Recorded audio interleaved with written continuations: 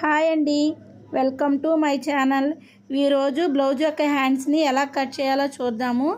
ముందు హ్యాండ్ని ఇలా 4 మడతలుగా వేసుకుని క్రాస్ తీసుకోవాలి.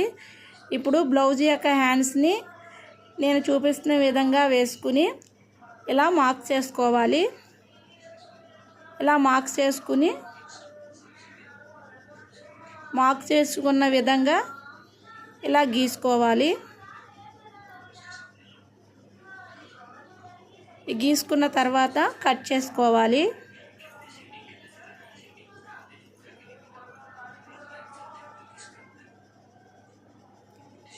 ఇప్పుడు టక్స్ పెట్టుకోవాలి. ఇప్పుడు ఆర్మ్ డౌన్ తీసుకోవాలి. హ్యాండ్స్కి 1/2 ఇంచ్ వరకు ఇలా గీసుకుని కట్ చేసుకోవాలి. అక్కడ టక్స్ పెట్టుకోవాలి. Thank you for watching.